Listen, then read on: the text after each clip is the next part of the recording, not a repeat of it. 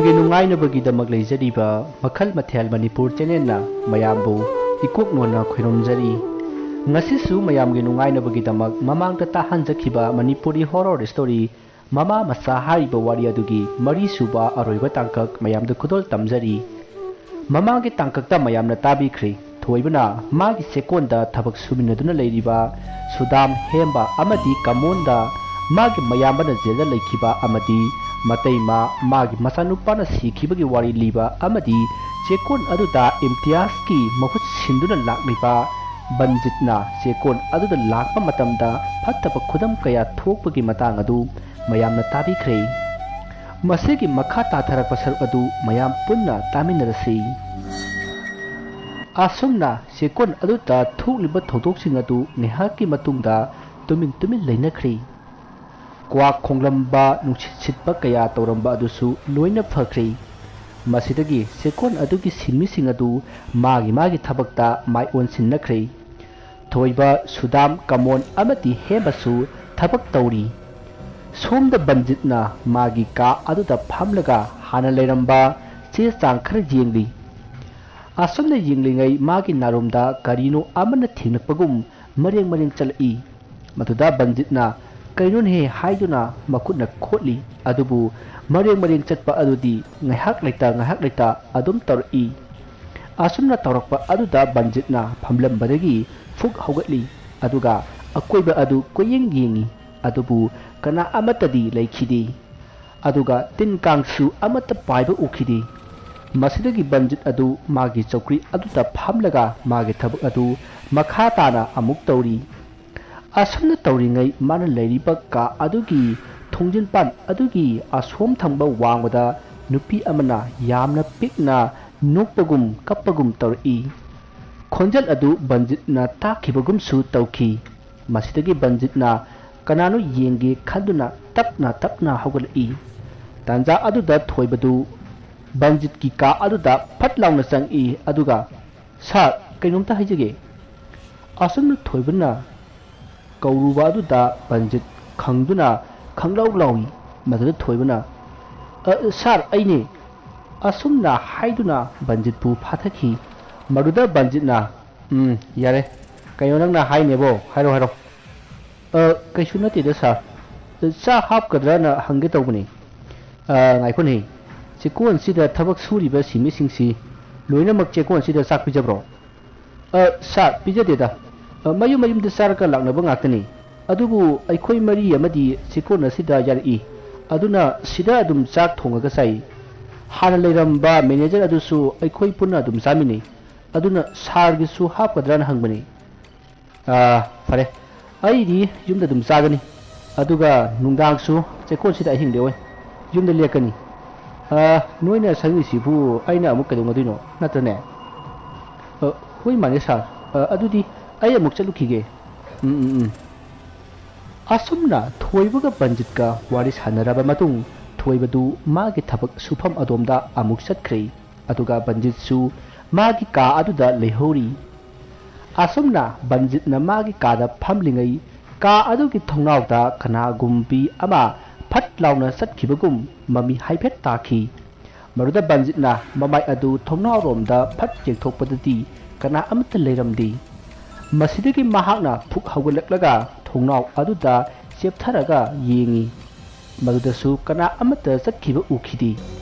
बंजितु करिनोने ngasi तौरिबसिबु हाइना खल्लगा चेकोन अदुगी Simi सिंग सुरिबा थबक अदु येंगसिनबा लाई असुमना महान चेकोन अदुगी मिसिंगना सुरिबा थबक अदु असुम जेंगसिलिङै खरा थापतकना अंगांग पोबी नुपी अमा उखी नुपी अदु उबदा बंजित मसा अदु स्वाई लाउखी मसिदगी महाकना नुपी अदुगी मनाक्ता प्रप संगसिल्ली मतम अदुदा नुपी अदु चेक मरोन पैखतुना थमलिबा चेकी मरुम अमदा लेसिनखिबदगी थीबा अदुमा खंखिद्रै मदु उबदा बंजित मकोक ngawba hori लैरिबा चेकोन अदुगी सिमिसिंग अदुना बंजित्ता हाइफेट जेंगी अदुगा करी करीनो मुरुम वारिसु सानरी तौरिबा मवों असिता बंजितना खल्ली करिनोने मयामसिना इङोंदा किरु येंगिसिबो अइबु करी सोरबा जानोने असुमना खल्लगा महाकना नाक जेट तुंगमांग को येंगी ꯃꯁꯤꯗꯒꯤ ꯃꯍꯥꯛ ꯃꯍꯥꯛꯀꯤ ꯀꯥꯗ ꯑꯃꯨꯛ ꯆꯪꯂꯛꯂꯤ ꯑꯗꯨꯒ ꯀꯥ ꯑꯗꯨꯗ ꯊꯝꯂꯤꯕ ꯐꯤꯜꯇꯔ ꯑꯗꯨꯗꯒꯤ ꯏꯁꯤꯡ ꯈꯔ ꯌꯥꯔꯒ ꯏꯁꯤꯡ ꯊꯛꯂꯤ ꯑꯁꯨꯝꯅ ꯇꯧꯔꯤꯉꯩꯗ ꯃꯥꯒꯤ ꯐꯣꯟꯗ ꯀꯣꯜ ꯑꯃ ꯂꯥꯛꯄꯗꯒꯤ ꯃꯍꯥꯛ ꯋꯥꯈꯜ ꯈꯔ ꯐꯥꯊꯔꯤ ꯑꯁꯨꯝꯅ ꯃꯍꯥꯛ ꯀꯣꯜꯗ ꯋꯥꯔꯤ ꯅꯨꯡꯉꯥꯏꯅ ꯁꯥꯟꯅꯗꯨꯅ ꯂꯩꯈꯤ ꯃꯁꯤꯒꯤ ꯃꯇꯨꯡ ꯃꯇꯝꯗꯨ ꯍꯧꯈꯤꯗꯨꯅ ꯅꯨꯃꯤꯗꯥꯡ ꯋꯥꯏꯔꯝ ꯑꯣꯏꯔꯛꯂꯤ ꯆꯦꯛꯀꯣꯟ ꯑꯗꯨꯗ ꯊꯕꯛ ꯁꯨꯕ ꯁꯤꯟꯃꯤ ꯄꯨꯟꯅ ꯃꯊꯪ ꯍꯟꯅꯕꯒꯤ ꯊꯣꯛꯅꯔꯛꯏ ꯃꯗꯨꯗ ꯕꯟꯖꯤꯠꯅ ꯊꯣꯔꯛꯂꯤꯕ ꯃꯤꯌꯥꯝ ꯑꯗꯨꯒꯤ ꯔꯣꯜ ꯀꯧꯗꯨꯅ ꯃꯊꯪ ꯄ꯭ꯔꯖꯦꯟ ꯄꯥꯟꯁꯤꯜꯂꯤ ꯑꯁꯨꯝꯅ ꯑꯔꯥꯛꯄ ꯃꯤꯁꯤꯡ ꯑꯗꯨ ꯃꯊꯪ ꯔꯣꯜ ꯄꯥꯟꯁꯤꯜꯂꯛꯄꯗ नुपा अहन अमना पंजित ओनसिलगा इबुंगो नंगी नुपीसिदी मसक ओंथोकनो फजख्रेदा नंगना हेक चटलिंगखै मतुंग हेक इनरदना ओंथोकनबु नुंसिरिने लुरा तौबियुको इबुंगो मसी हायरमलगा अहन अदु चटख्रै मतम अदुदा पंजितना करिनो ने मसी हनुबसिना हायरमलिसिबो अई नुपी गायना असुमना खल्लगा महाक मागी थबक मखा चथरी तांजा अदुदा नुपी अमना अमुक पंजित ओनसिलगा इबुंगो नंगी नुपीसिदी वासु अमता ngang ममिंगबु करी कौगे असुमना नुपी अदुन हंगलकपा अदुदा पंजितना मागी नाक जेता कोयेंग येंगी अदुगा इने कइनो इने ना हाइदुबो कराइनो कनागी नुपीनो इस हाइदोकपदा मसक फजबा हंथरोइको असुमना हायमलगा नुपी अदु नोक नोकतुना सटख्रै मसिदगी रोल पांसिन बदुसु लोरदुना बंजित मागी कादा संगी अदुगा चौकुरी अदुदा ngatharaga हौजिक मयामना हायरमलिबा अदु करिनो हाइदुना खल्ली नाकन अमदना थोइबो होइकी कांगबु अदु याम कन्ना पोचैसिंग अदु लोइसेल्ली मरुदा बंजितना मागी कादगी थोरकलगा हाय इबुंगो नंग सितंदा लावे असुमना थोइबदु कौरकपदगी थोइबना बंजित की मनाकता परप्रप चंगसिल्ली अदुगा करी हाइगी इयाम्बा हाइना हंगी मरुदा बंजितना नमिंदु करी हाइबा थोइबा हाइबनि याम्बा ओ नंगसे आइना कनागुम्बा मी अमा को अदु या मानबा फरे आई हयेंग अयुं nganta लागे नखोय फजा फजना लेरमको होय याम्बा असुमना वारि सानरबा मतुं बंजितु मयुम लोमदा हनख्रे थोइबा अमदि मागी कांगपुसु चेकोन अदुदा लेहौरी मरुदा कमोना ए ताथोइबा नंगसि मखोयना मसक खंगदो हाय तुमि लेयुने मी तानिने मोइना इसे मसक खंगदबनी मोइदी आइगी ताचौगी मचि मनाउसे अमता लैतेना खलिबनी आइगी ताचौगा छक हाइरप मानबा अदुदनी माना हौजि हाइरमिदो करिगुम्बा आइसु लेरि हाइबसि मखोयना हे खंखिबदा मखोयना आइबिसु हाटनबा तौरकदोरिबनी फरे साक थोंनबा तौरसि कांदे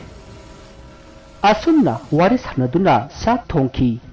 सोमदना बिंजितु सेकोन अरुदगी मागी गारी अदु यांगना थाउदुना लाई असुमना महागना लाकपदा मागी तुंगलोमदगी गारीगी होरोन अमा यामना हौना खोंगलखी मसिदगी महागना मागी गारी अदु लंबी मताइरोमदा थैजल्ली अदुबु गारी अमत्ता मागी ममांगदा हेंगलखीदी मसिदगी बंजितना ममाई अदु मनिंगलोमदा लैथोक्तुना येंगी अदुबु गारी अमत्ता लामखीदी मदु उबदा बंजित पुंगलई मसिदगी महागना मागी गारी अदु खामलगा कोयेंग येंगी मतम अदुदा यामना थापना गारी अमा थौरकपा उखी मदु उबदा बंजित मसा अदु करिगुम्बा अमा निंगसिंगबगुम तौखी असुमना महागना लेपगा गारी अदुदा येंगगा लेरिङै माना उरिबा गारी अदु मागी मनाक तमना यांगना थौजिलई मतम अदुदा बंजितना उरिबा गारी अदु माना हाना तोंखिबा मिमिसा फाबदा सिजिनखिबा गारी अदुनी हाइबा महाक खंगलकली मदु खंगलकपदा महाक ngakpaga लोनना पाखटलदुना मागी गारी अदु स्टार्ट तौरगा थौननबा होनरई तांजा अदुदा थरोकलिबा गारी अदुना होरोन कन्ना खोंगलगा बंजिता साफु कन्ना थंजिलई मतम अदुदा बंजित कन्ना लाउरगा मागी गारीदगी सोंगथोकलगा लंबी अदुदा उपसिनदुना थरो ओली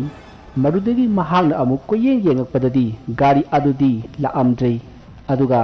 मागी अकोइबदा लंबी अदुदा लाकपा मियोइसिंगना कोइसिनदुना येंगलगा लेरमखी तांजा अदुदा नुपा अमना इबुंगो कैदोरगे नंगबो नसागी अनाबा लेब्रो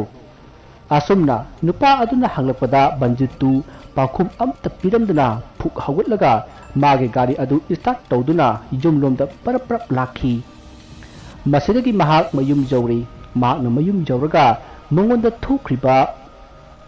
ꯃꯪꯒꯨꯝꯂꯕ ꯊꯧꯗꯣꯛꯁꯤꯡ ꯑꯗꯨ ꯃꯊꯪ ꯃꯊꯪ ꯅꯤꯡꯁꯤꯡꯂꯤ ꯊꯧꯗꯣꯛꯁꯤꯡ ꯑꯁꯤ ꯅꯤꯡꯁꯤꯡꯕꯗ ꯃꯍꯥꯛ ꯀꯤꯕꯁꯨ ꯐꯥꯎꯈꯤ ꯃꯁꯤꯗꯒꯤ ꯃꯍꯥꯛꯅ ꯃꯊꯪꯒꯤ ꯅꯣꯡꯉꯥꯟꯕꯗ ꯑꯃꯥꯏꯕ ꯑꯃ ꯇꯥꯟꯅꯈꯤ ꯑꯃꯥꯏꯕ ꯑꯗꯨ ꯃꯈꯣꯏꯒꯤ ꯂꯩꯀꯥꯏꯗꯒꯤꯅꯤ ꯌꯥꯝꯅ ꯀꯟꯅ ꯍꯩꯕ ꯑꯃꯥꯏꯕ ꯑꯃ ꯅꯠꯇꯦ ꯃꯍꯥꯛꯅ ꯖꯟꯇ꯭ꯔ ꯑꯃ ꯁꯤꯅꯕ ꯍꯥꯏꯕꯗꯒꯤ ꯖꯟꯇ꯭ꯔ ꯑꯃ ꯁꯤꯈꯤ ꯃꯁꯤꯒꯤ ꯃꯇꯨꯡꯗꯒꯤꯗꯤ ꯀꯔꯤ ꯑꯃꯠꯇ ꯇꯧꯔꯛꯈꯤꯗ꯭ꯔꯤ ꯑꯁꯨꯝꯅ ꯅꯨꯃꯤꯠ ꯍꯨꯝꯅꯤ ꯍꯧꯖꯤꯟꯈ꯭ꯔꯤ ꯕꯟꯖꯤꯠ ꯃꯥꯒꯤ ꯃꯁꯥꯗ ꯅꯨꯡꯇꯤ ꯅꯨꯃꯤꯠ ꯈꯨꯗꯤꯡꯒꯤ ꯀꯔꯤꯅꯣ ꯑꯃꯗꯤ ꯑꯗꯨꯝ ꯇꯧꯈꯤ ꯑꯗꯨꯕꯨ ꯌꯥꯝꯅ ꯀꯥ ꯍꯦꯟꯕꯗꯤ ꯇꯧꯔꯛꯈꯤꯗꯦ ꯃꯔꯝ ꯑꯁꯤꯅ ꯃꯍꯥꯛꯅ ꯀꯤꯕ ꯑꯁꯤꯗ ꯃꯍꯥꯛꯅ ꯄꯥꯈꯟꯗ ꯈꯟꯖꯤꯟꯕ ꯑꯣꯏꯔꯝꯒꯅꯤ ꯍꯥꯏꯅꯁꯨ ꯈꯟꯗꯣꯛꯇꯨꯅ ꯀꯩꯁꯨ ꯈꯟꯗꯅ ꯂꯩꯈꯤ ꯅꯨꯃꯤꯠꯇꯨ ꯅꯣꯡ ꯌꯥꯝ ꯀꯟꯅ ꯃꯪꯕ ꯅꯨꯃꯤꯠꯅꯤ ꯅꯨꯡꯁꯤꯠꯁꯨ ꯀꯟꯅ ꯀꯟꯅ ꯁꯤꯠꯂꯤ ꯆꯦꯛꯀꯣꯟ ꯑꯗꯨꯗ ꯂꯩꯔꯝꯕ ꯁꯤꯟꯃꯤ ꯄꯨꯝꯅꯃꯛ ꯅꯣꯡꯃꯒꯤ ꯁꯤꯟꯊꯥ ꯂꯣꯏꯕꯗꯒꯤ ꯃꯌꯨꯝ ꯃꯌꯨꯝꯗ ꯍꯟꯅꯈꯤ ꯃꯁꯤꯗꯒꯤ ꯊꯣꯏꯕ ꯍꯦꯝꯕ ꯁꯨꯗꯥꯝ ꯑꯃꯗꯤ ꯀꯃꯣꯟ ꯃꯈꯣꯏꯁꯨ ꯉꯁꯤꯗꯤ ꯌꯨꯝꯗ ꯍꯜꯂꯣ ꯍꯥꯏꯅ ꯕꯟꯖꯤꯠꯅ ꯍꯥꯏꯕꯗꯒꯤ ꯃꯌꯨꯝ ꯃꯌꯨꯝꯗ ꯍꯟꯈꯤ ꯑꯁꯨꯝꯅ ꯃꯇꯝꯗꯨ ꯍꯧꯈ꯭ꯔꯦ ꯅꯨꯃꯤꯗꯥꯡꯒꯤ ꯄꯨꯡ 7 ꯇꯥꯔꯛꯄꯗ ꯆꯦꯛꯀꯣꯟ ꯑꯗꯨꯗ ꯕꯟꯖꯤꯠ ꯍꯣꯏꯒꯤ ꯀꯥꯡꯕꯨ ꯑꯗꯨꯒ ꯀꯣꯟꯅꯅ ꯄꯥꯏꯈꯣꯝꯕ ꯑꯃꯗꯤ ꯃꯥꯒꯤ ꯃꯆꯥꯅꯨꯄꯥ ꯕꯤꯅꯥꯟꯗ ꯃꯈꯣꯏ ꯂꯣꯏꯅꯃꯛ ꯂꯥꯛꯇꯨꯅ ꯂꯩꯔꯤ ꯕꯤꯅꯥꯟꯗ ꯑꯃꯗꯤ ꯃꯄꯥ ꯄꯥꯏꯈꯣꯝꯕꯅ ꯃꯌꯥꯝꯗ ꯍꯥꯏꯔꯛꯏ ngasi laugdariba put asidi khare yami aduna nakoi khara cheksinna thabak asi tausi asu kuibasi aikhoina thabak asi tauba yanaba chekona si sakhibani adubu ngasi fauba kaya kanaba udi maramaduna aikhoi ngasi di thawai khara yausiko asupna hairakba aduda Banjitna paikhombada babu lakadariba dubu powderro ganjaro natraga guliro hai madu amata nattene masing yamlaba khusu khulai ngaktani hariba khulai singado ngasi ahing sida lakani haidana paw pirakle hai aduna nakhoi kana kana na kana da paw lo na pi ga haibado chekchina yingdabni khangabra aduga wafam amana nakhoi na pariba khulai ado lakadariba mi sing aduda uhonba yadi nakhoi masi kawba yadi ko hoi pabung aikhoi sodinaba tawjarge asumda hainaraba matung makhoi khara sikun adugi mafam khara da saithok lairi aduga makhoi kharana mayamna sananaba sak injang thong thakli tanja aduda sekongi sik safam adugi ising thamba pukri adomda nupi amana isai saktuna irujabagi khonjal tarai tariba khonjal asi pukri adugi manakta lairiba makhoi nupa anina takhi khonjal adu tabada nupa aniduna hey batao kayu nungdang sida nupi ama isai saga pukri ma pan iru jariro kanum tawrine hoini mata maisu mami nongsu mangbanina amata suti nushina marol ama mit mai pangam dabane kana wajano manaka jana ge musiro hey mai koi lai tingam oramdana amu bera kanani oiramagana nomaina thak thak kapsile ga lore kano no soslo hey mai khuni matao semni sini asumna nupa aniduna makhoigi phongi flash adu kaplaga pukri adomda parprap lai matamaduda nupi ama pukri adugi thongrada makhong yantharaga phamlaga mamai nontharaga lerami makhong aduna ising aduda tapna hai haiduna leiri nupi adu amuba machugi phanek ama phijin chingkhatlaga setli aduga hena kiba amana angang amasu pamli nupi adu mamai nontharaga leiri masam atusu thadaraga isai saktuna adumak leiri mana sakliba isai adu amatta mathongbaram khanglamdi adubu isai aduda binanda amadi paikhombagi maming tattana palli masidagi nupa ani aduna nupi adugi manakta asmasum sangsenbada nupi aduna pamliba angang adu khajik musin musilai aduga nupa ani aduda mamai phat leisillaga yingi aduga maya adu musin muna higatuna noglai madu ubada nupa anidu kiman khibana pukri adudagi sinanaba honabada mabani yeisin aduna tusalli matang aduda thongrada phamlamba nupi adu ising aduda songthakibagi khonjal tarai masidagi nupa anidu phuk haugatnaduna pukri adudagi kanna chelai asumna chelakpana mabani sekon adugi ꯁꯥꯕ ꯂꯣꯏꯗ꯭ꯔꯤꯕ check ꯃꯌꯥꯝ ꯑꯃ ꯄꯩꯔꯤꯕ ꯑꯗꯨꯒꯤ ꯃꯅꯥꯛ ꯌꯧꯔꯛꯂꯦ ꯃꯐꯝ ꯑꯗꯨꯗꯤ ꯃꯩꯁꯨ ꯉꯥꯜꯂꯦ ꯑꯗꯨꯒ ꯃꯈꯣꯏꯒꯤ ꯃꯤ ꯃꯈꯩꯁꯨ ꯃꯁꯤꯗ ꯁꯂꯨꯞ ꯂꯩꯔꯤ ꯃꯌꯥꯝꯁꯤꯡ ꯑꯗꯨ ꯎꯕꯗ ꯃꯈꯣꯏ ꯑꯅꯤ ꯀꯤꯕ ꯈꯔꯗꯤ ꯐꯔꯤ ꯃꯁꯤꯗ ꯃꯈꯣꯏ ꯑꯅꯤꯅ ꯋꯥꯔꯤ ꯁꯥꯟꯅꯔꯛꯏ ꯃꯇꯥꯎ ꯀꯩꯅꯣ ꯍꯧꯖꯤꯛ ꯏꯕꯥꯅꯤꯅ ꯎꯔꯤꯗꯨꯕꯣ ꯅꯪ ꯍꯧꯖꯤꯛꯐꯥꯎ ꯑꯗꯨ ꯈꯪꯗ꯭ꯔꯤꯕꯣ ꯍꯣ ꯏꯕꯨꯡꯉꯣ ꯕꯨꯠꯅꯤ ꯕꯨꯠ ꯍꯥꯏꯗꯣ ꯍꯧꯖꯤꯛꯀꯤꯗꯨꯅꯤ ꯍꯌꯦꯡꯒꯩ ꯈꯪꯖꯤꯜꯍꯧꯔꯣꯀꯣ ꯑꯁ ꯈꯪꯕ ꯂꯩꯔꯤ ꯉꯁꯥꯏꯅ ꯑꯩꯅ ꯆꯠꯀꯨꯝꯁꯤ ꯍꯥꯏꯗ꯭ꯔꯣ ꯍꯧꯖꯤꯛꯇ ꯅꯪꯅ ꯑꯆꯨꯝꯕ ꯁꯥꯔꯛꯏꯕ꯭ꯔꯥ ꯁꯥꯕꯩ ꯅꯠꯇꯦꯅꯦ ꯑꯗꯣ ꯋꯥꯐꯝꯁꯤ ꯃꯍꯥꯖꯣꯟꯗ ꯇꯝꯃꯨꯁꯤꯔꯣ ꯍꯥꯏꯔꯨꯅꯨ 이와수 로비로다보다 아도 샤로 흉나건체 짤루금시 러 아숨도 있자시 아숨나 하냐두나 누파 아니두 나칸 아마다 빠라빠라 라이 단자 아두다 마코이기 마마나바 아마 간네 셀이 아숨나 마코이기 마마나바 아두나 셀락바 아두 우바다 누파 아니두나 그도라바 자노 칸두나 레빠가 옌두나 레이리 아두부 마마나바 아두디 누파 아니두 해 우바다기 나칸 아마다 아무 한두나 센크레이 mamanaba aduna nakan amada sen kiba aduda nupa ani aduna tanaraga pharami maduda mamanaba aduna nanthoknaba kanna honai maduda nupa ani aduna itaw kaidoroga nangbo haina hangbadagi mamanaba adu nupa ani aduda yingi aduga hairi nabani wure as aidi siramdo he kanoni haisibo as aina mapan thokena marum amada mapan thuingaidane ꯑꯩꯒꯤ ꯇꯨꯡꯗ ꯀꯅꯥꯅꯣ ꯑꯃ ꯁꯣꯠ ꯆꯠꯄꯒꯤ ꯃꯈꯣꯟ ꯇꯥꯔꯛꯏ ꯑꯗꯣ ꯑꯩꯅ ꯀꯅꯥꯅꯣ ꯍꯥꯏꯗꯅ ꯌꯦꯡꯉꯨꯕꯗꯗꯤ ꯄꯤꯛꯂꯤꯕ ꯑꯉꯥꯡ ꯑꯃ ꯁꯟ ꯁꯥꯔꯒ ꯃꯀꯣꯛ ꯑꯗꯨ ꯃꯊꯛꯇ ꯅꯣꯡꯈꯠꯂꯒ ꯆꯠꯂꯒ ꯂꯩꯔꯝꯃꯤꯅꯤ ꯃꯗꯨ ꯎꯕꯗꯒꯤ ꯑꯩꯅ ꯑꯉꯥꯡꯗꯨ ꯀꯥꯜꯂꯒ ꯆꯦꯜꯂꯛꯄꯗ ꯑꯃꯨꯕ ꯋꯥꯡꯗ꯭ꯔꯪ ꯋꯥꯡꯕ ꯑꯅꯤ ꯊꯠꯂꯒ ꯂꯩꯔꯝꯕꯗꯒꯤ ꯑꯩ ꯁꯣꯝꯗ ꯆꯦꯜꯂꯛꯏꯁꯤꯅꯤ ꯑꯗꯨꯒꯗꯤ ꯑꯃꯨꯕ ꯑꯋꯥꯡꯕ ꯑꯅꯤꯗꯨꯗꯤ ꯅꯕꯥꯅꯤ ꯑꯣꯏꯔꯝꯃꯤꯅꯦ ꯑꯁꯨꯝꯅ ꯃꯃꯥꯟꯅꯕ ꯑꯗꯨꯅ ꯇꯝꯂꯤꯕ ꯄꯥꯎ ꯑꯗꯨꯗ ꯃꯃꯥꯟꯅꯕ ꯑꯅꯤꯗꯨꯅꯁꯨ ꯃꯈꯣꯏꯅ ꯊꯦꯡꯅꯔꯛꯄ ꯊꯧꯗꯣꯛ ꯑꯗꯨ ꯂꯤꯔꯝꯃꯤ ꯃꯁꯤꯗꯒꯤ ꯃꯈꯣꯏ ꯑꯍꯨꯝꯅ ꯃꯐꯝ ꯑꯁꯤ ꯂꯩꯐꯝ ꯑꯣꯏꯕ ꯃꯥꯜꯂꯤ ꯍꯥꯏꯗꯨꯅ ꯋꯥꯔꯤ ꯁꯥꯟꯅꯔꯝꯃꯤ ꯑꯁꯨꯝꯅ ꯋꯥꯔꯤ ꯁꯥꯟꯅꯔꯤꯉꯩ ꯆꯥꯛ ꯂꯣꯏꯔꯦ ꯍꯥꯏꯗꯨꯅ ꯀꯧꯅꯔꯛꯄꯗꯒꯤ ꯃꯈꯣꯏ ꯆꯥꯛ ꯆꯥꯐꯝ ꯂꯣꯝꯗ ꯂꯥꯛꯂꯤ ꯃꯁꯤꯗꯒꯤ ꯃꯈꯣꯏꯅ ꯌꯨ ꯈꯔ ꯊꯛꯁꯤ ꯍꯥꯏꯅꯗꯨꯅ ꯃꯈꯣꯏ ꯌꯨ ꯈꯔ ꯊꯛꯅꯈꯤ ꯑꯁꯨꯝꯅ ꯌꯨ ꯊꯛꯅꯔꯤꯉꯩꯗ ꯂꯩꯔꯤꯕ ꯃꯌꯥꯝ ꯑꯗꯨꯅ ꯉꯁꯥꯏ ꯆꯦꯛꯀꯣꯟ ꯑꯁꯤꯗ ꯃꯈꯣꯏꯅ ꯊꯦꯡꯅꯕ ꯑꯀꯤꯕ ꯊꯧꯗꯣꯛꯁꯤꯡ मथंग हाइनरई तुंगदगी कनागुंबना खुपाकना थरई हाइबा याव तुंगदा नुपी अमना मुरुम सोलगा सेनखी हाइबा याव वारी मथंग सानरई अदुबु वारी तमनई हाइबगी वानी करी तौसीगे हाइबदी अमत खनखिदी मसिदगी मखोई साक सानरसी हाइदुना साक सानरी असमना मतमदु हौक्री नोंगसु हाइफेट खिकलगा तोई जम ताबदी ताखिदी मसिदगी अहिंगी मतम ओइरक्ले तांजा अदुदा पाइखोंबगी मसानुपा बिनांदना मयामदा हौजिक पोटसिंग अदु लाक्ले नखोई सेम सानरो हाइना हाइरखी मसिदगी मखोई मया मफमदा अमुक चेंथोकनदुना सेक्शन लेनरी मसिदगी नैहाकी मतुंगदा अचौबा थाव पुबा ट्रक अमा सेकोन अदुदा थौजिलई अदुगा मतुंगदा गाड़ी कयासु इनरकली अदुगा बिनांदगा वारी खरा सानखी मसिदगी बिनांदना सिकोन अदुगी मैनेजर ओइरिबा बंजिता युट कक्नबा मेचिन अदु पोरकनबा हाइखी मसिदगी युट कक्नबा मेचिन अदु मखोइना कन्न सौजिनख्रबा थावगी ट्रक अदुगी थाव हापनबा टेंकी अदुगी मखा ओइरबना कक्थलमी मतम अदुदा यामलबा नोंमै अमति खुसुखुलाई कया यौरमी टेंकी अदुगी ख्वाइ मथक थंगबा लैरोन अदुदी थावना निक लाउना याउरी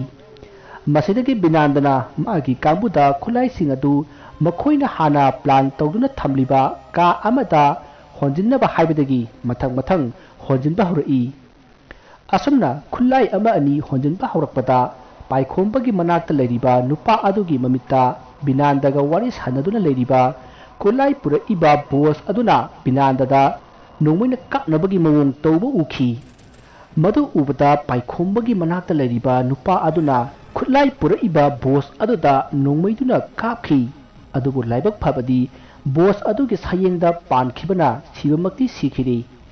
असोमना बोस अदुदा नोंमैना कापलुबदगी बोस अदुगा लोइनरकपा मिसिंग अदुना सु हंदुना नोंमै कापनखी असोमना मखोइ मसेन नोंमै पंकापता कापनरई तांजा अदुदा पाइखोंबगी वैरोम थांबा नाकंदा नुपी अमना नोकपगी खोंजल तारई ꯃꯗꯨꯗ ꯃꯍꯥꯛꯅ ꯃꯥꯒꯤ ꯋꯥꯏꯔꯣꯝꯗ ꯌꯦꯡꯊꯣꯔꯛꯄ ꯃꯇꯝꯗ ꯅꯨꯄꯤ ꯑꯃ ꯃꯁꯝ ꯃꯅꯥ ꯏꯐꯥ ꯐꯥꯔꯒ ꯃꯃꯥꯏ ꯑꯗꯨ ꯃꯆꯦꯠ ꯃꯆꯦꯠ ꯇꯠꯂꯒ ꯐꯝꯂꯒ ꯂꯩꯔꯝꯈꯤ ꯃꯗꯨ ꯎꯕꯗ ꯄꯥꯏꯈꯣꯝꯕꯅ ꯃꯥꯅ ꯄꯥꯏꯔꯤꯕ ꯅꯣꯡꯃꯩ ꯑꯗꯨꯅ ꯅꯨꯄꯤ ꯑꯗꯨꯗ ꯍꯟꯖꯤꯟ ꯍꯟꯖꯤꯟ ꯅꯣꯡꯃꯩꯅ ꯀꯥꯞꯁꯤꯟꯈꯤ ꯑꯗꯨꯕꯨ ꯃꯍꯥꯛꯅ ꯅꯣꯡꯃꯩꯅ ꯀꯥꯞꯂꯨꯔꯤꯕ ꯑꯗꯨꯗꯤ ꯅꯨꯄꯤ ꯑꯗꯨ ꯑꯣꯏꯔꯝꯈꯤꯗꯦ ꯃꯈꯣꯏꯒꯤ ꯃꯔꯨꯑꯣꯏꯕ ꯊꯧꯗꯥꯡ ꯀꯌꯥ ꯂꯧꯔꯤꯕ ꯆꯦꯛꯀꯣꯟ ꯑꯗꯨꯒꯤ ꯃꯦꯅꯦꯖꯔ ꯕꯟꯖꯤꯠ ꯑꯣꯏꯔꯝꯈꯤ ꯑꯁꯨꯝꯅ ꯃꯍꯥꯛꯇ ꯅꯠꯇꯅ ꯃꯥꯒꯤ ꯃꯤ ꯄꯨꯝꯅꯃꯛ ꯑꯃꯅ ꯑꯃꯕꯨ ꯐꯠꯇꯕ ꯕꯨꯠꯄ꯭ꯔꯦꯠ ꯑꯣꯏꯅ ꯎꯕꯗꯒꯤ ꯃꯈꯣꯏ ꯃꯁꯦꯜ ꯄꯪꯍꯥꯠꯇ ꯍꯥꯠꯅꯔꯛꯂꯤ ꯇꯥꯟꯖꯥ ꯑꯗꯨꯗ ꯃꯈꯣꯏꯒ ꯈꯣꯠꯂꯥꯏ ꯂꯧꯅꯔꯤꯕ ꯃꯤꯑꯣꯏꯁꯤꯡ ꯑꯗꯨꯗꯤ ꯃꯐꯝ ꯑꯗꯨ ꯊꯥꯗꯣꯛꯂꯒ ꯆꯠꯈ꯭ꯔꯦ ꯃꯁꯤꯗꯒꯤ ꯍꯧꯖꯤꯛ ꯆꯦꯛꯀꯣꯟ ꯑꯗꯨꯗ ꯍꯤꯡꯂꯤꯕ ꯍꯥꯏꯕꯕꯨ ꯄꯥꯏꯈꯣꯝꯕ ꯑꯃꯗꯤ ꯃꯥꯒꯤ ꯃꯆꯥꯅꯨꯄꯥ ꯕꯤꯅꯥꯟꯗ ꯃꯈꯣꯏ ꯑꯅꯤ ꯈꯛꯇ ꯃꯉꯥꯏꯔꯤ ꯃꯔꯛꯁꯤꯗ ꯍꯦꯟꯅ ꯉꯛꯄ ꯑꯃꯅ ꯃꯈꯣꯏꯒꯤ ꯁꯤꯔꯤꯕ ꯃꯤꯁꯤꯡ ꯑꯗꯨꯒꯤ ꯃꯃꯥꯏ ꯃꯃꯤꯠ ꯑꯗꯨ ꯃꯐꯝ ꯃꯔꯥꯡ ꯑꯃꯠꯇ ꯈꯪꯂꯝꯗꯦ ꯑꯗꯨꯒ ꯄꯥꯏꯈꯣꯝꯕꯅ ꯅꯣꯡꯃꯩꯅ ꯀꯥꯞꯇꯨꯅ ꯍꯥꯠꯈꯤꯕ ꯕꯟꯖꯤꯠ ꯃꯁꯥ ꯑꯗꯨꯁꯨ ꯃꯇꯠ ꯃꯇꯠ ꯇꯠꯂꯒ ꯃꯤꯁꯤ ꯆꯥꯗꯅ ꯁꯤꯔꯝꯈꯤ ꯃꯗꯨꯗ ꯄꯥꯏꯈꯣꯝꯕꯅ ꯈꯜꯂꯤ ꯀꯔꯤꯅꯣꯅꯦ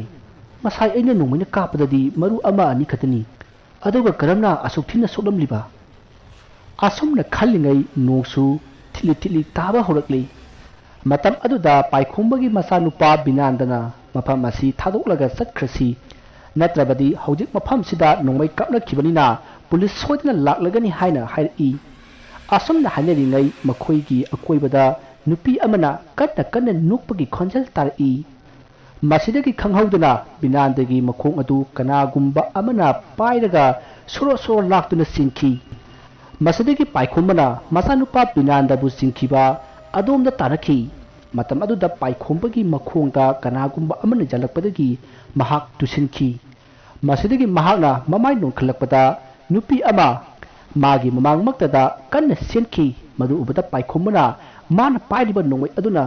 ꯀꯥꯞꯇꯨꯅ ꯇꯥꯟꯅꯈꯤ ꯃꯁꯤꯗꯒꯤ ꯅꯣꯡꯃꯩ ꯑꯗꯨ ꯃꯔꯨ ꯂꯣꯏꯊꯣꯛꯈ꯭ꯔꯦ ꯃꯔꯝ ꯑꯁꯤꯅ ꯃꯍꯥꯛꯅ ꯃꯅꯥꯛ ꯑꯗꯨꯋꯥꯏꯗ ꯂꯩꯔꯝꯕ ꯌꯣꯠꯆꯩ ꯑꯃ ꯄꯥꯏꯗꯨꯅ ꯅꯨꯄꯤ ꯑꯗꯨꯕꯨ ꯊꯤꯕ ꯍꯧꯔꯛꯏ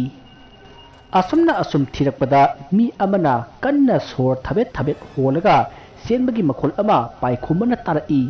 ꯃꯁꯤꯗꯒꯤ ꯃꯍꯥꯛꯅ ꯃꯔꯣꯟ ꯂꯣꯟꯈꯠꯇꯨꯅ ꯊꯝꯂꯤꯕ ꯆꯦꯛꯁꯤꯡ ꯑꯗꯨꯒꯤ ꯃꯔꯨꯝꯗ ꯇꯨꯃꯤꯟꯅ ꯂꯨꯝꯗꯨꯅ ꯂꯩꯈꯤ ꯃꯁꯤꯗꯒꯤ ꯄꯥꯏꯈꯣꯝꯕꯅ ꯇꯥꯔꯝꯕ ꯈꯣꯟꯖꯦꯜ ꯑꯗꯨ ꯃꯤ ꯑꯅꯤ ꯑꯍꯨꯝꯅ ꯆꯦꯟꯕꯒꯤ ꯈꯣꯟꯖꯦꯜ ꯑꯣꯏꯅ ꯑꯃꯨꯛ ꯇꯥꯔꯛꯂꯦ ꯑꯗꯨꯒ ꯈꯣꯟꯖꯦꯜ ꯑꯗꯨ ꯃꯥꯅ ꯂꯩꯔꯤꯕ ꯑꯗꯣꯝꯗ ꯑꯁꯨꯝ ꯅꯛꯁꯤꯜꯂꯛꯈꯤ ꯃꯁꯤꯗꯒꯤ ꯄꯥꯏꯈꯣꯝꯕꯅ ꯃꯥꯅ ꯇꯥꯔꯤꯕ ꯈꯣꯟꯖꯦꯜ ꯑꯗꯨꯅ ꯃꯥꯒꯤ ꯃꯅꯥꯛ ꯍꯦꯛ ꯌꯧꯔꯛꯄꯗ ꯃꯥꯅ ꯄꯥꯏꯔꯤꯕ ꯌꯣꯠꯆꯩ ꯑꯗꯨꯅ ꯆꯦꯟꯁꯤꯜꯂꯛꯂꯤꯕ ꯑꯗꯨꯗ ꯊꯤꯟꯈꯤ ꯃꯇꯝ ꯑꯗꯨꯗ ꯅꯨꯄꯤ ꯑꯃꯅ ꯌꯥꯝꯅ ꯀꯟꯅ ꯆꯩꯅꯥ ꯐꯪꯗꯨꯅ ꯂꯥꯎꯈꯤ ꯑꯗꯨꯗ ꯄꯥꯏꯈꯣꯝꯕꯅ ꯅꯣꯛꯂꯒ ꯈꯪꯕ꯭ꯔꯥ ꯅꯨꯄꯤ ꯅꯪꯅ ꯑꯩꯈꯣꯏꯗ ꯀꯔꯤ ꯇꯧꯕ ꯉꯝꯒꯗꯧꯔꯤꯕ ꯑꯁꯤ ꯍꯥꯏꯔꯒ ꯃꯥꯅ ꯄꯥꯏꯔꯤꯕ ꯌꯣꯠꯆꯩ ꯑꯗꯨ ꯈꯔꯒ ꯍꯦꯟꯅ ꯑꯃꯨꯛ ꯊꯤꯟꯖꯤꯜꯂꯤ ꯃꯇꯝ ꯑꯗꯨꯗ ꯌꯥꯝꯅ ꯅꯥꯁꯣꯟꯅꯅ ꯄꯥꯕꯨꯡ ꯍꯥꯏꯅ ꯀꯧꯔꯛꯏ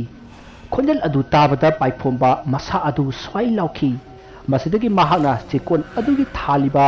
ꯃꯩꯉꯥꯟ ꯑꯗꯨꯗ ꯃꯍꯥꯛꯅ ꯌꯣꯠꯆꯩꯅ ꯊꯤꯜꯂꯤꯕ ꯑꯗꯨ ꯆꯤꯡꯁꯤꯜꯂꯛꯇꯨꯅ ꯀꯅꯥꯅꯣ ꯍꯥꯏꯅ ꯌꯦꯡꯂꯨꯕꯗꯗꯤ ꯃꯆꯥꯅꯨꯄꯥ ꯕꯤꯅꯥꯟꯗ ꯑꯣꯏꯔꯝꯂꯤ ꯃꯗꯨ ꯎꯕꯗ ꯃꯍꯥꯛ ꯑꯉꯥꯎꯕꯒꯨꯝ ꯂꯥꯎꯅ ꯈꯣꯡꯅ ꯀꯞꯂꯛꯂꯤ ꯇꯥꯟꯖꯥ ꯑꯗꯨꯗ ꯃꯁꯤꯡ ꯌꯥꯝꯂꯕ ꯄꯨꯂꯤꯁꯁꯤꯡ ꯆꯦꯛꯀꯣꯟ ꯑꯗꯨꯗ ꯊꯣꯝꯖꯤꯜꯂꯛꯈꯤ ꯑꯃꯗꯤ ꯄꯥꯏꯈꯣꯝꯕꯕꯨ ꯐꯥꯈꯤ ꯑꯗꯨꯕꯨ ꯃꯍꯥꯛꯇꯤ ꯑꯉꯥꯎꯕꯒꯨꯝ ꯋꯥꯈꯜ ꯆꯣꯏꯔꯤ ꯆꯣꯏꯔꯤ ꯇꯧꯈꯤ ꯃꯁꯤꯗꯒꯤ ꯃꯍꯥꯛꯄꯨ ꯀꯣꯔꯠꯅ ꯃꯄꯨꯟꯁꯤ ꯆꯨꯞꯄꯒꯤ ꯑꯣꯏꯅ ꯖꯦꯜꯗ ꯂꯩꯅꯕ ꯋꯥꯔꯦꯞ ꯇꯥꯈꯤ ꯃꯁꯤꯒꯤ ꯃꯇꯨꯡ ꯆꯦꯛꯀꯣꯟ ꯑꯗꯨ ꯃꯤ ꯀꯅꯥ ꯑꯃꯠꯇ ꯆꯪꯅꯈꯤꯗ꯭ꯔꯤ ꯑꯗꯨꯕꯨ ꯅꯣꯡꯃ ꯃꯪꯂꯦꯝꯆꯥꯎꯒꯤ ꯃꯃꯪꯗ ꯃꯦꯃꯤꯆꯥꯕꯨ ꯂꯥꯛꯇꯨꯅ ꯃꯥꯒꯤ ꯍꯛꯆꯥꯡ ꯄꯣꯂꯥꯡ ꯑꯗꯨ ꯂꯣꯏꯁꯤꯟꯕꯤꯅꯕ ꯍꯥꯏꯔꯝꯈꯤ ꯑꯃꯗꯤ ꯃꯥꯅ ꯐꯨꯝꯈꯤꯕ ꯃꯐꯝ ꯑꯗꯨꯁꯨ ꯇꯥꯛꯂꯝꯈꯤ ꯃꯁꯤꯒꯤ ꯃꯇꯨꯡ ꯅꯣꯡ ꯍꯦꯛ ꯉꯥꯟꯕꯒ ꯃꯪꯂꯦꯝꯖꯥꯎ ꯑꯃꯗꯤ ꯃꯥꯒꯤ ꯃꯅꯥꯎ ꯅꯨꯄꯥ ꯊꯣꯏꯕꯒ ꯄꯨꯟꯅ ꯃꯤꯑꯣꯏ ꯀꯌꯥꯒ ꯂꯣꯏꯅꯅ ꯆꯦꯛꯀꯣꯟ ꯑꯗꯨꯗ ꯆꯠꯈꯤ ꯃꯈꯣꯏꯒꯤ ꯃꯔꯛꯇ ꯑꯃꯥꯏꯕ ꯑꯃꯁꯨ ꯌꯥꯎꯔꯤ ꯃꯁꯤꯗꯒꯤ ꯃꯈꯣꯏ ꯆꯦꯛꯀꯣꯟ ꯑꯗꯨ ꯌꯧꯔꯤ ꯆꯦꯛꯀꯣꯟ ꯑꯗꯨꯒꯤ ꯁꯪꯒꯩ ꯑꯗꯨꯗ ꯃꯈꯣꯏꯅ ꯇꯧꯔꯒ ꯌꯦꯡꯕꯗ ꯃꯦꯃꯤꯆꯥ ꯑꯃꯗꯤ ꯃꯥꯒꯤ ꯃꯆꯥꯅꯨꯄꯥ ꯑꯗꯨꯒꯤ ꯁꯔꯨ ꯄꯣꯂꯥꯡ ꯊꯦꯡꯅꯈꯤ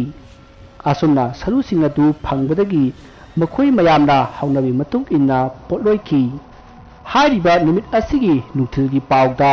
ꯖꯦꯜꯗ ꯂꯩꯕ ꯄꯥꯏꯈꯣꯝꯕ ꯃꯁꯥ ꯃꯇꯣꯝꯇ ꯉꯔꯥꯡ ꯅꯨꯡꯗꯥꯡ ꯊꯧꯔꯤ ꯌꯥꯟꯗꯨꯅ ꯁꯤꯖꯔꯒ ꯂꯩꯔꯝꯂꯦ ꯍꯥꯏꯗꯨꯅ ꯂꯥꯎꯊꯣꯔꯛꯈꯤ ꯑꯁꯨꯝꯅ ꯉꯝꯃꯤ ꯍꯥꯏꯗꯨꯅ ꯃꯤꯒꯤ ꯃꯄꯣꯠ ꯃꯔꯟ ꯃꯨꯜꯂꯨꯕ ꯃꯤꯒꯤ ꯅꯨꯡꯁꯤ ꯆꯥꯟꯅꯅ ꯂꯩꯖꯔꯝꯕ ꯏꯃꯨꯡ ꯃꯅꯨꯡꯕꯨ ꯀꯥꯡꯈꯣꯡ ꯆꯥꯏꯍꯜꯂꯨꯕ ꯄꯥꯏꯈꯣꯝꯕ ꯑꯃꯗꯤ ꯃꯆꯥꯅꯨꯄꯥ ꯕꯤꯅꯥꯟꯗ ꯃꯈꯣꯏꯁꯨ ꯃꯄꯨꯟꯁꯤ ꯃꯥꯡꯈꯤ ꯋꯥꯔꯤ ꯑꯁꯤ ꯃꯇꯥꯡ ꯑꯁꯤꯗ ꯂꯣꯏꯖꯔꯤ ꯋꯥꯔꯤ ꯑꯁꯤꯗ ꯁꯣꯏꯈꯤꯕ ꯂꯥꯟꯈꯤꯕ ꯋꯥꯍꯩ ꯋꯥꯇꯥ ꯑꯁꯣꯏꯕ ꯈꯤꯕꯤ ꯇꯥꯕꯤꯔꯤꯕꯁꯤꯡꯅ ꯄꯨꯛꯆꯦꯜ ꯆꯥꯎꯅ ꯉꯥꯛꯄꯤꯒꯅꯤ